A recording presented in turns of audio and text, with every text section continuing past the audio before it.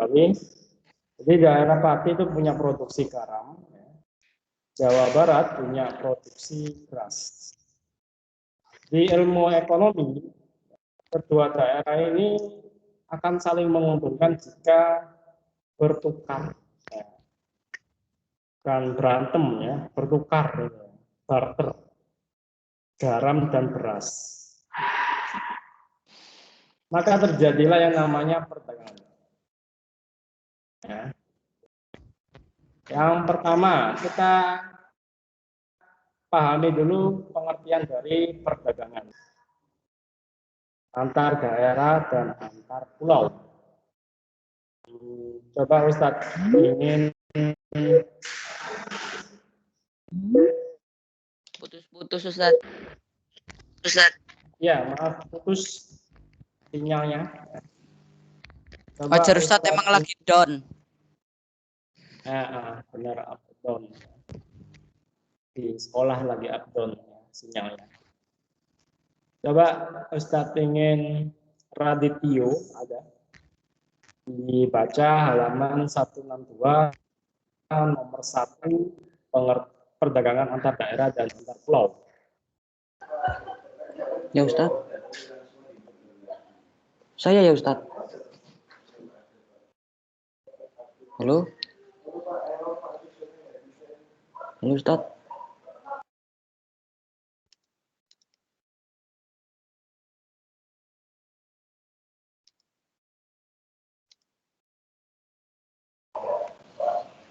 Perdagangan antar daerah dan antar pulau.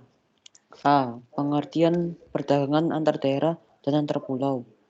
Pada bab sebelumnya, kalian telah mempelajari siapa sajakah pelaku-pelaku ekonomi. Dari pelaku-pelaku ekonomi tersebut terdapat salah satu aktivitas ekonomi, yaitu perdagangan. Tahukah kalian pentingnya perdagangan? Tanpa adanya perdagangan, maka produk hasil produksi yang dilakukan oleh produsen tidak akan pernah berarti apa-apa.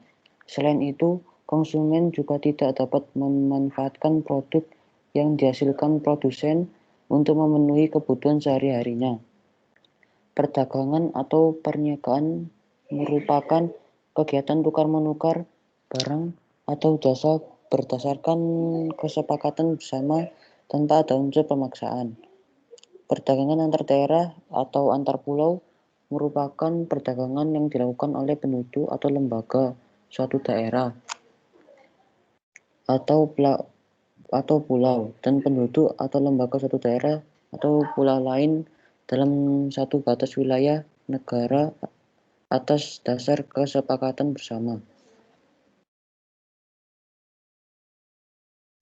Halo Ustaz. Baik, terima kasih Pak Tio.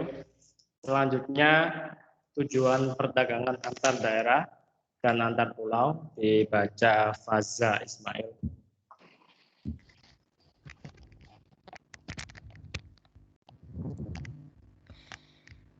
B. Pernahkah kalian memanfaatkan situs jual beli online? Pada saat ini, perdagangan antar daerah atau antar pulau tidak lagi dengan cara tradisional. Walaupun masih ada beberapa wilayah yang masih mempertahankan cara tradisional, jual beli online telah memudahkan masyarakat untuk melakukan perdagangan lintas daerah, bahkan lintas negara. Dengan bantuan alat komunikasi, jasa kirim, serta internet, jarak bukan lagi masalah. Perdagangan antar pulau dilakukan oleh beberapa pelaku ekonomi dengan beberapa tujuan. Tujuan adanya perdagangan antar pulau adalah sebagai berikut. 1. Memperoleh keuntungan. Tujuan utama dilakukan perdagangan antar pulau adalah untuk memperoleh keuntungan. Keuntungan diperoleh dari selisih antara harga beli dan harga jual. Jika barang diproduksi sendiri, maka keuntungan diperoleh dari selisih antara harga jual dan biaya produksi. 2. Memperluas jangkauan pasar. Perdagangan sampai ke luar daerah atau luar pulau dapat memperluas jangkauan pasar. Jangkauan pasar yang dimaksud adalah konsumen yang mengonsumsi barang tersebut semakin banyak dan tersebar di berbagai daerah. Misalkan, perusahaan garmen yang dulunya konsumennya hanya daerah, tetapi dengan adanya situs online dapat memasarkan ke seluruh dunia. Baik, terima kasih Mas Faza. Ya, Jadi sudah dibacakan tentang pengertian perdagangan antar daerah dan antar pulau beserta tujuannya apa. Jadi kegiatan tukar menukar barang atau jasa atas dasar kesepakatan bersama, ya, itu namanya perdagangan. Ya, nggak boleh ada unsur pemaksaan. Ya. Kamu harus beli ini. Kamu kalau nggak beli saya, nah, itu nggak boleh. Ya. Itu bukan perdagangan, tapi itu pemaksaan. Jadi di beberapa daerah ya, itu seperti Jawa Timur berdagang dengan Jawa Tengah. Kalau pulau antara orang Jawa berdagang dengan orang Sulawesi. Ya. Tujuannya apa? Kita tahu sekarang ini kan sudah ngetren itu ya, jual beli online atau bisnis digital. Sehingga perdagangan antar daerah atau antar pulau ini sudah tidak lagi tradisional, ya. Tidak harus ketemu tatap muka, ya. Bisa menggunakan teknologi. Sehingga akan memudahkan sekali untuk proses perdagangannya. Ya, ada bantuan dari komunikasi ya, alat komunikasi, lalu jasa kirim ya, logistik juga ada, internet, jarak bukan lagi menjadi masalah ya. Kalau dulu perdagangan itu sangat terbatas ya oleh jarak ya, karena dulu transportasi masih belum secanggih sekarang, sehingga orang itu masih banyak menggunakan jalur darat. Dulu ada yang dikenal dengan nama jalur perdagangan jalur sutra, itu ada di daerah Tiongkok, Cina. Nah, itu biasanya yang banyak berdagang orang Cina sama India. Nah, India itu kan terkenal dengan kain sutranya ya, yang halus. Orang Cina terkenal dengan pertaniannya, kertas, ya. Mereka saling berdagang. Nah, di situ. Dan kebanyakan orang India yang lewat jalur perdagangan itu, sehingga disebut sebagai jalur perdagangan jalur sutra. Semenjak ada penjelajahan bangsa Eropa, ya, lalu jalur sutra ini bergeser ya, dari yang darat lewat laut. Ya. Apalagi kita tahu ya, dulu itu tidak hanya bajak laut ya, ada juga bajak darat. Para perompak yang suka menghadang ya, rombongan saudagar atau pedagang. Nah, itu banyak sekali itu di daerah jalur sutra, di daerah darat ya. Sehingga digeser menjadi jalur sutra lewat laut, yaitu melewati Selat Malaka. Sehingga Selat Malaka ini menjadi pusat dari pasar ya, dunia. Nah, dulu Indonesia kan belum ada ya, masih kerajaan-kerajaan seperti Kerajaan Malaka, Aceh, ya, Perlak, Samudra Pasai. Nah, ini yang sangat menguntungkan bagi kerajaan ini, karena banyak sekali aktivitas perdagangan ya, yang dilakukan di wilayah mereka, wilayah kekuasaannya. Nah, itu dulu ya perdagangan antar dunia ya, kalau global ya. Kalau sekarang sudah nggak pakai susah ya jaraknya, sudah bisa kargo pesawat, kargo kapal, semuanya. Lalu juga ada online. Tentu tujuannya adalah memperoleh keuntungan pasti itu ya. Bisnis itu, dagang itu pasti ingin untung ya. Mana ada bisnis yang ingin rugi, nggak ada ya. Tapi setiap menjalankan bisnis pasti ada untung dan ruginya. Sehingga dibutuhkan keterampilan atau manajemen yang bagus untuk mengatasi kalau mengalami kerugian. Yang kedua, memperluas jangkauan pasar. Nah, ini kalau biasanya kita berdagang cuma di sekitar ya, di teman-teman kita, di lokal ya, lalu kita perluas lagi jangkauannya, jaringannya ya. Kita coba berdagang antar daerah ya. Bisa masuk itu ya, marketplace ya, Shopee, Tokopedia dan lain-lain. Nah, itu kita perluas jaringannya, jangkauannya. Lalu apa yang menjadi faktor pendorongnya? Silakan dibaca Wildan Safik. Ustadz halaman berapa Ustadz?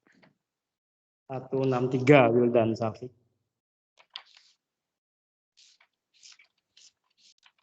Itu tadi yang tanya Zaidan, Tat. Ya. Wildan Safik ada?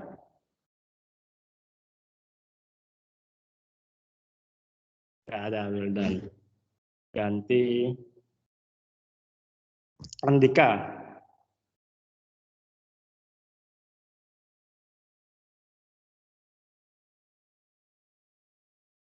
Andika? Tidak ada juga. Diganti. Ada Andika?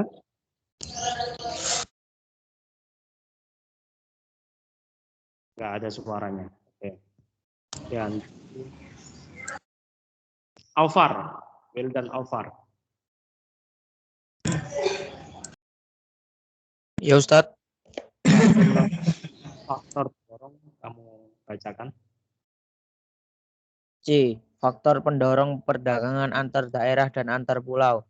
Masih ingatkah kalian apa penyebab timbulnya kegiatan ekonomi antar daerah? Tentu kalian masih ingat bahwa terjadinya kegiatan ekonomi antar daerah karena adanya perbedaan permintaan dan penawaran terhadap suatu barang di daerah yang satu dengan daerah yang lain. Jika kita telah lebih lanjut, sebenarnya ada banyak faktor yang mendorong timbulnya kegiatan perdagangan antar daerah atau perdagangan antar pulau. Faktor-faktor tersebut antara lain sebagai berikut. 1. Perbedaan faktor produksi yang dimiliki. Perbedaan faktor produksi antar daerah yang satu dan daerah yang lain menyebabkan daerah-daerah itu menjadi daerah surplus atau daerah yang minus. Misalkan daerah yang memiliki tanah yang subur dibandingkan daerah lain yang tandus akan mendorong daerah tersebut memungkinkan untuk memproduksi sayur mayur lebih banyak kemudian menjualnya sampai luar daerah. 2. Selain perbedaan kekayaan alam, perbedaan tingkat harga antar daerah juga mendorong terciptanya perdagangan antar daerah. Contoh, di daerah pantai harga ikan pasti lebih murah daripada di daerah pegunungan yang jauh dari laut. Hal itu juga akan mendorong adanya perdagangan antar daerah. Langsung yang D ya Ustadz ya? Sudah cukup, itu saja. Oh ya Ustadz. Terima kasih, Mas Alfar. Jadi faktor pendorongnya yang menyebabkan terjadinya perdagangan antar daerah, yang mendorong ya, faktor pendorong. Yang pertama adalah perbedaan dari faktor produksi yang dimiliki daerah. Tentu ada daerah yang memiliki tanah yang subur, ada daerah yang memiliki tanah yang tandus. Di Jawa ini termasuk yang subur ya, sehingga kita banyak sekali lumbung padi, beras, panen kita banyak.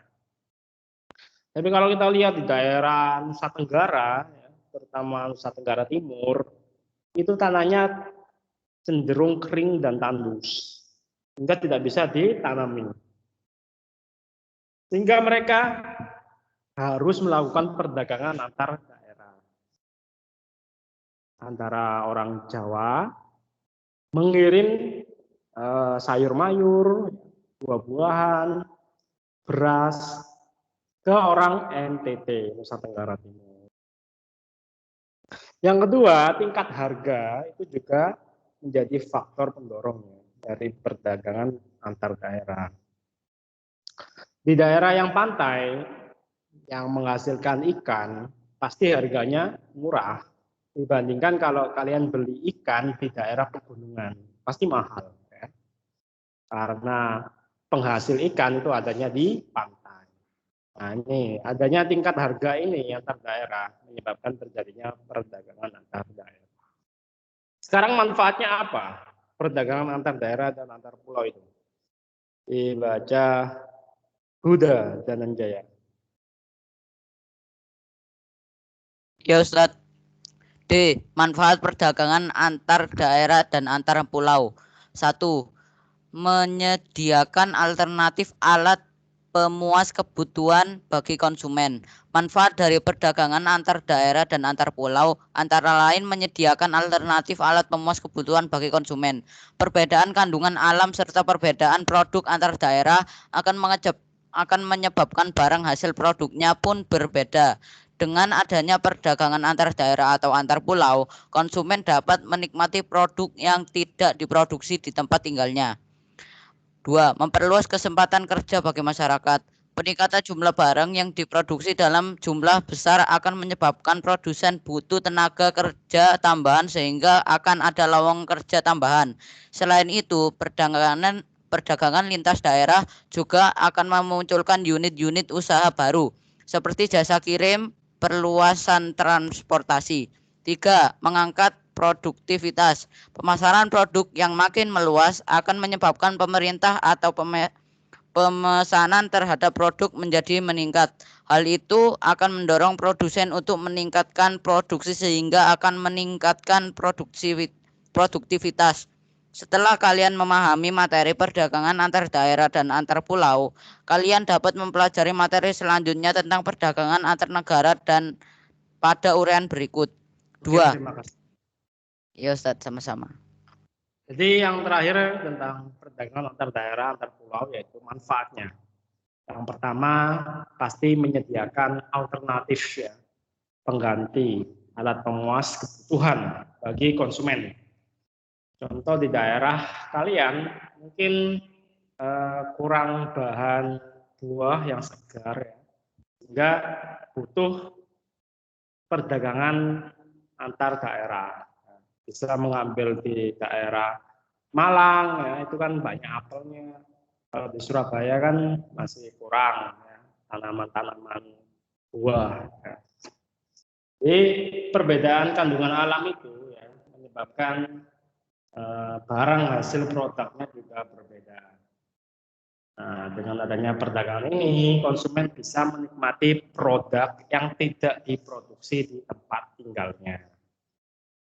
Yang kedua pasti memperluas kesempatan kerja bagi masyarakat. Karena tadi barang yang diproduksi ya sudah semakin banyak, maka butuh tenaga tambahan. Maka muncullah lowongan kerja. Selain itu, perdagangan lintas daerah ini butuh pengiriman. Ya, muncullah usaha-usaha baru seperti jasa kirim, logistik, lalu perluasan dari transportasi, ya, pembangunan jalan, nah, itu memunculkan usaha baru. Yang ketiga manfaatnya yaitu meningkatkan produktivitas. Ya, di pemasaran produk yang makin luas itu menyebabkan permintaan semakin meningkat. Hal ini mendorong produsen meningkatkan produksinya. Ya, itu maka manfaat perdagangan antar daerah dan antar pulau ini sangat bisa dirasakan ya oleh para pelaku ekonomi. Selanjutnya yaitu perdagangan antar negara atau internasional. Nah, silakan dibaca Abimanyu.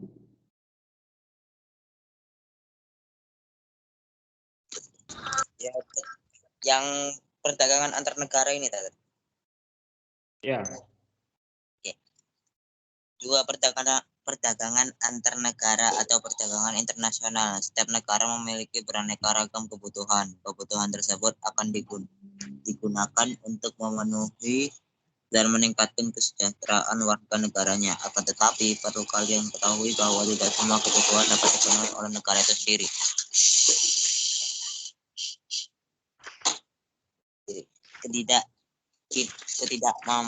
Ketidakmampuan suatu negara dalam memenuhi semua kebutuhan warga negaranya disebabkan oleh keterbatasan sumber daya yang dimiliki oleh negara.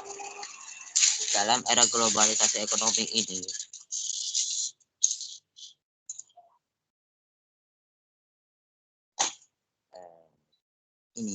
tidak ada satu negara pun yang tidak dibutuhkan negara lain. Oleh karena itu, agar dapat memenuhi kebutuhan suatu negara, perdagangan antar negara atau sering disebut perdagangan internasional menjadi penting untuk dilakukan antar negara atau sering disebut perdagangan.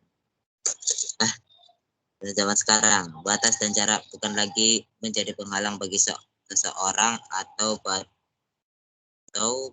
untuk melakukan perdagangan. Bahkan antar negara pun dapat melakukan perdagangan dengan mudah. Perdagangan antar negara yang dimaksud adalah individu atau lembaga dari negara kita yang menjual atau membeli barang dari individu atau badan yang ada di luar negeri. Jadinya aktivitas perdagangan antar negara akan menimbulkan aktivitas dinamakan ekspor dan impor. Apakah kalian pernah mendengar kata ekspor dan impor? Tentu sudah. Untuk memudahkan kalian memahami tentang seluk-beluk perdagangan antar negara atau perdagangan internasional, bacalah uraian materi berikut. Oke, terima kasih.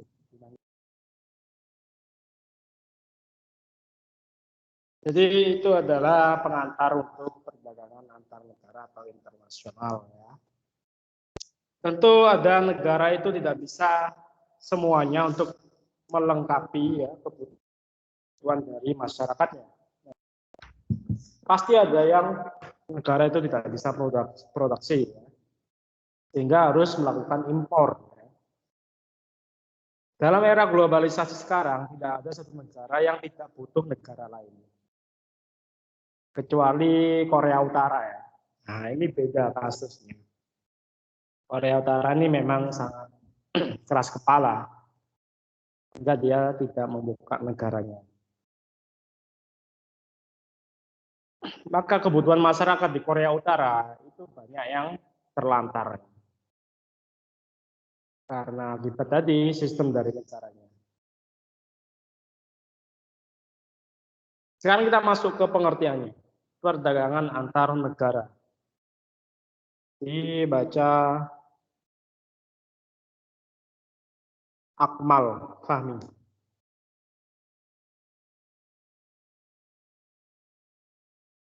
Bentar. Halo. Ya, yang A.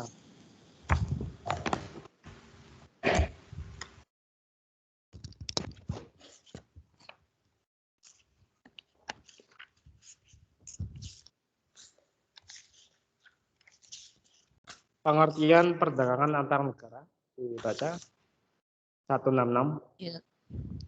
Ya, perdagangan antar negara atau sering disebut perdagangan internasional merupakan aktivitas perdagangan yang dilakukan oleh masyarakat suatu negara dengan masyarakat negara lain atas dasar kesepakatan bersama. Masyarakat yang dimaksud dapat berupa individu, kelompok, lembaga, atau pemerintah suatu negara dengan negara lain. Sebagai contoh, Indonesia memiliki industri pakaian jadi yang cukup besar karena masih ada kelebihan hasil produksi untuk kebutuhan dalam negeri. Kelebihan hasil produksi ini akan dijual kepada negara lain yang masih kekurangan. Sebaliknya, karena iklim Indonesia tidak sesuai untuk menanam gandum. Kebutuhan gandum bagi warga Indonesia akan dicukupi dengan membeli gandum dari negara lain. Apabila kalian memperhatikan contoh di atas, terlihat bahwa ada aliran barang ke luar Indonesia dan ada aliran barang masuk ke Indonesia. Aliran barang keluar Indonesia berupa pakaian jadi dan aliran barang masuk ke Indonesia berupa gandum.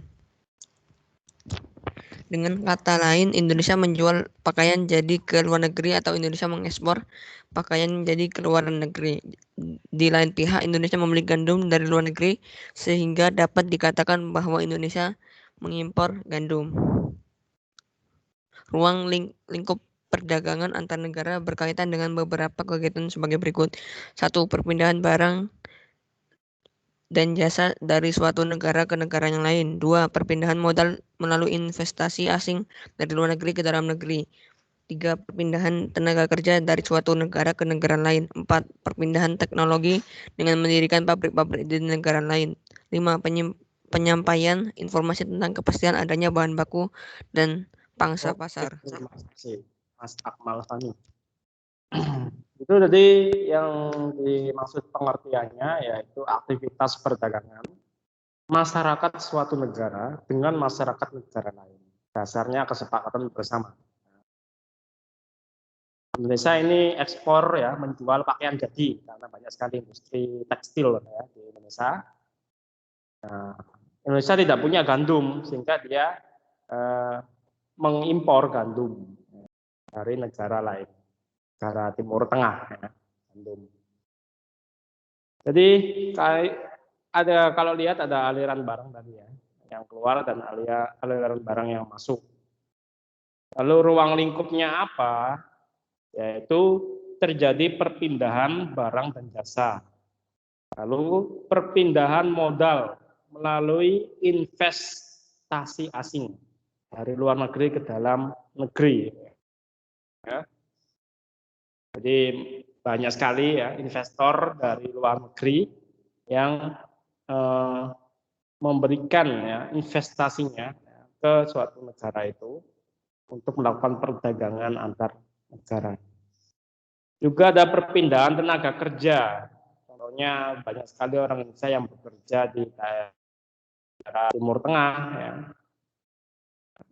Qatar, Kuwait, ya. Itu karena tadi ada perdagangan antar negara tadi. Jadi teknologi juga ada perpindahannya, karena banyak yang mendirikan pabrik di negara lain, contohnya negara perusahaan di Amerika, Eropa, ya banyak yang mendirikan pabrik di Indonesia. Dan ada penyampaian informasi tentang kepastian adanya bahan baku dan pasarnya. Ini adalah ruang lingkup dari perdagangan antar negara. Kegiatannya apa saja. Sekarang ciri-cirinya apa? Dibaca Haizun. Sudah kembali dari kamar mandi, Haizun.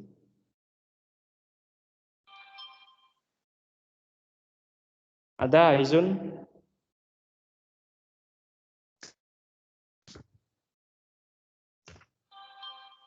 Tidak ada ya Haizun ya? Baik. Hadir, hadir. Oh ya.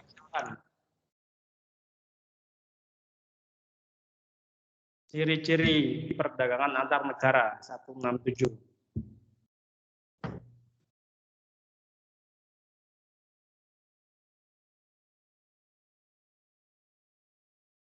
Haizun. Iya, mic-nya tadi kepencet mati.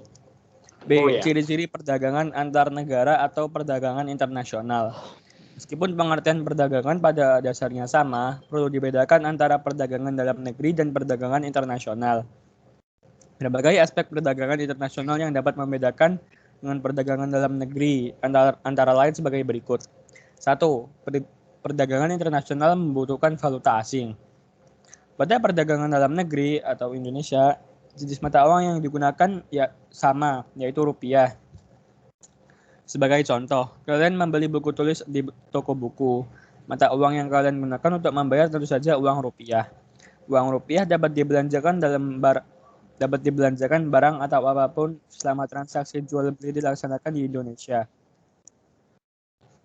Akan tetapi, ketika orang Indonesia akan mengimpor sepeda motor dari Jepang, mata uang rupiah tidak dapat digunakan untuk membayarnya. Importir harus membayar dengan mata uang yang berlaku di Jepang. Pada perdagangan internasional, penjual dan pembeli menggunakan mata uang yang berbeda. Pembeli harus menggunakan mata uang negara yang menjual barang tersebut. 2. Sudah, sampai situ aja. Ya. Terima kasih, Mas Haizun. Ciri-ciri yang pertama yaitu butuh valuta asing. Ya, karena tidak semua negara itu punya rupiah. Bahkan kebanyakan nggak ada yang transaksi dengan rupiah. Kebanyakan pakai dolar Amerika. Sehingga kalau kita mau membeli sesuatu dari luar negeri, kita harus pakai mata uang yang berlaku di negara itu atau pakai dolar yang biasanya diterima. Nah, kalau nggak ada, kita harus menukarkan uang, mata uang kita, rupiah. Contohnya kalau kalian ke Mekah, ke Madinah ya, kalian menukarkan rupiah dengan mata uang real ya, yang ada di Arab Saudi. Kalau kalian ke daerah Malaysia harus menukarkan dengan ringgit. Nah, jadi butuh valuta asing, mata uang asing. Itu ciri dari perdagangan internasional. Yang kedua, dibaca cirinya oleh Kevin Ramadan.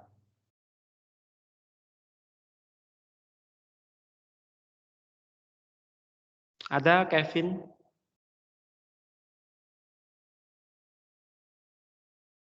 Tidak ada, menghilang. Baik. Jadi ganti Nasrul Adim.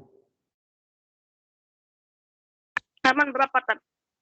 Oh ya, Kevin. Silakan. 167. Disimak ya, Kevin ya. Teman membaca ya.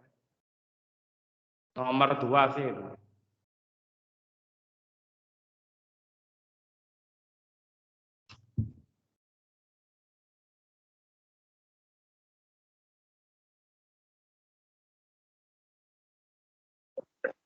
Satu 167 ya, Tat? Ya, nomor 2. Transaksi dalam perdagangan internasional membutuhkan waktu yang lama. Transaksi jual beli barang dan jasa berlangsung dalam 3 tahap, yaitu kesepakatan, harga, pembayaran, dan penyerahan barang. Pada umumnya di pasar dalam negeri, ketika tahap itu terjadi secara bersama-sama. Sebagai contoh, ketika membeli sepatu di toko, maka pada saat itu kalian akan menawar harganya. Setelah terjadi kesepakatan harga, kemudian akan membayar dan si penjual akan segera menyerahkan sepatu tersebut. Dalam perdagangan antar pulau atau antar daerah yang jaraknya agak jauh, umumnya ketika tahap dalam perdagangan itu terjadi tidak bersamaan. Namun pelaksanaannya tidak terlalu lama. Hal seperti ini jarang terjadi di pasar internasional. Kesepakatan harga, pembayaran, dan penyerahan barang sering memerlukan waktu berminggu-minggu atau bahkan berbulan-bulan. Hal tersebut terjadi karena jarak antara negara yang satu dan lainnya relatif jauh dan adanya prosedur ekspor dan impor yang rumit. Oke, sudah. Terima kasih. Ciri yang kedua, transaksi dalam perdagangan internasional butuh waktu yang lama. Ya. Karena tadi jaraknya yang jauh ya. Ada 3 tahap juga dalam prosesnya, yaitu kesepakatan harga, pembayaran, dan penyerahan barang. Biasanya yang lama itu penyerahan barangnya, bukan waktu. Di dalam negeri, ketiga tahap itu bisa terjadi bersama-sama. Jadi karena nggak terlalu jauh ya, sehingga bisa langsung. Tapi kalau yang jaraknya sudah jauh, ini harus butuh waktu. Contoh kalian membeli barang dari Cina, itu biasanya datangnya seminggu ya, dari jasa kirimnya. Ya. Ditambah dengan kesepakatan harganya 1 hari, ya. Pembayarannya 1 hari, jadi 8 hari ya. Tentu berbeda-beda tergantung jaraknya. Yang ketiga cirinya, baca Zaidan. Yang cara pembayaran ini ya, Tat. Ya. Cara pembayaran dalam perdagangan internasional relatif rumit. Pada perdagangan internasional dengan alas pembeli dan pembeli dan penjual tidak bertemu secara langsung dan risiko menyertai perdagangan internasional relatif besar. Penjual dan pembeli lebih percaya menggunakan cara pembayaran dengan perantaraan lembaga keuangan bank, misalnya dengan menggunakan letter of credit. Adalah surat yang dikeluarkan bank atas perintah importir yang menguasakan penerimaan surat tersebut, menarik wesel pada bank yang bersangkutan atau bank korespondennya sesuai dengan keadaan-keadaan seperti yang tercantum dalam surat tersebut. Perbedaan kebijakan yang diterapkan oleh setiap negara. Perdagangan internasional melibatkan 2 negara atau lebih. Setiap negara menetapkan kebijakan yang berada untuk memenuhi kepentingan sendiri. Sebagai contoh, Indonesia mengimpor beras dari Thailand. Dalam upaya melindungi produsen beras dalam negeri, pemerintah Indonesia kebijakan pengenaan tarif dalam jumlah tertentu terhadap beras impor tersebut. Sebaliknya, ketika Indonesia mengekspor tekstil ke negara-negara Eropa, Indonesia harus tunduk pada kebijakan kuota tekstil seperti yang disyaratkan oleh negara-negara Eropa. C. Oke, terima Pendorong. kasih Mas Zaidan, sampai situ aja. Ya, tadi ada 2 yang dibaca Mas Zaidan, yaitu cara pembayaran dalam perdagangan internasional ini relatif rumit dan ada perbedaan kebijakan yang diterapkan oleh tiap negara. Ini adalah 2 ciri yang dibaca oleh Mas Zaidan. Yang pertama, karena pembeli dan penjual ini tidak bertemu ya secara langsung, resiko lebih besar ya. Sehingga mungkin ada yang rusak barangnya atau ada yang hilang ya. Itu yang namanya kepercayaan. Ya. Sangat penting sekali ya dalam suatu perdagangan ini ya. Kepercayaan. Ya. Lalu perbedaan kebijakan yang diterapkan oleh tiap negara. Di suatu negara ada kebijakan tertentu. Ya. Contohnya di Indonesia ya, saat kita impor beras, dalam upaya melindungi produsen beras dalam negeri, kita menetapkan kebijakan tarif jumlah tertentu terhadap beras impor itu. Ya. Baliknya ketika kita Indonesia ya mengekspor, menjual tekstil pakaian kita ke Eropa, kita juga harus tunduk dengan kebijakan dari negara-negara di Eropa. Seperti kuotanya dikurangi, nggak boleh banyak. Mereka juga ingin melindungi pedagang tekstil di negaranya. Inilah yang menjadi ciri-ciri dari perdagangan antar negara atau internasional. Mungkin untuk meeting hari ini cukup sampai situ. Untuk faktor pendorong timbulnya perdagangan internasional, nanti kita bahas di minggu depan ya. Oh iya Ustaz, aku ada pertanyaan. Ada pertanyaan? Ustaz, apa itu namanya? Kan katanya kan kalau kayak gitu harus kredit, Tat. Kalau misal apa itu namanya? Kalau kita nuker duit itu, Tat, kan itu kan pakai money changer kan. Lah, itu sebenarnya kita boleh nggak sih, Tat? Kayak misalnya kan kita konversi dari rial gitu ya. Misalnya kita nuker ke mana? Dari rupiah ke rial, terus rial itu kan harga jualnya lebih mahal kalau ke dolar. Itu boleh nggak seperti itu, Tat? Wah, ini berat ini ya. Ini yang bisa menjawab dengan lengkap ini Ustadz Muhajir ya, yang fikih ya. Tapi Ustadz pernah mendengar ya kajian dari Ustadz Abdul Somad bahwa money changer itu kalau dia ya, di Arab Saudi itu sudah ditetapkan oleh ulama di sana, ya, pemerintahan di sana, dan itu harus langsung. Nah, contohnya kalian menukarkan uang, ya, money changer, lalu dari rupiah ke real, lalu ada kelebihannya, ya. Nah, itu kalau nggak ada kelebihannya itu boleh. Ya. Kalau ada kelebihannya itu masih ada perdebatan di antara para ulama. Maksudnya kelebihannya gimana? Oh, Mas ini nyisa. Mungkin, tapi kalau si penukar ini, contohnya Mas Zaidan, menukarkan uang rupiahnya ke Arab Saudi yang di sana ya, uang real, dan diketahui oleh Mas Zaidan, dijelaskan, ini nanti ada kelebihannya untuk sebagai keuntungannya dari usaha. Terus Mas Zaidan menyetujui, berarti itu boleh. Nah, itu yang Ustadz pernah mendengar kajian dari Ustadz Abdul Somad ya. Enggak, tiba-tiba tadi tiba-tiba aku Ustadz mikir apa itu namanya, ada yang baca itu loh, Tat. Pas tadi harus nuker uang. Lah aku tuh tiba-tiba muncul logika gini. Lah berarti kalau aku nuker ke rupiah ke rial, lah aku jual lagi ke dolar, aku cuan dong gitu, Dut. Ya, seperti itu ya memang ya. Jadi memang kita nggak bisa memakai rupiah ya, negara-negara yang lain. Jadi dibolehkan Mas Zaidan kalau ada kerelaan atau kesepakatan bersama.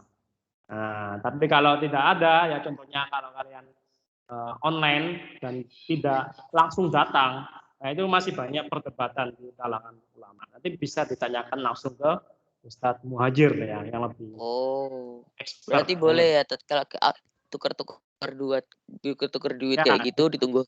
dengan catatan kesepakatan bersama ya. Kamu tahu bahwa nanti ada kelebihannya ya, dan kamu rela untuk keuntungan dari si pedagang itu ya. Nah, tapi money changer itu masih banyak perdebatan. Nanti bisa kalian diskusikan dengan Ustadz Muhajir ya, yang lebih. Oke, baik, mungkin cukup itu ya. Selanjutnya mungkin nanti ya sore atau malam Ustadz akan rilis tugas pertama ya. Tugasnya model apa? Tugasnya model apa, Tat? Kayak Google Form kompetensi kah?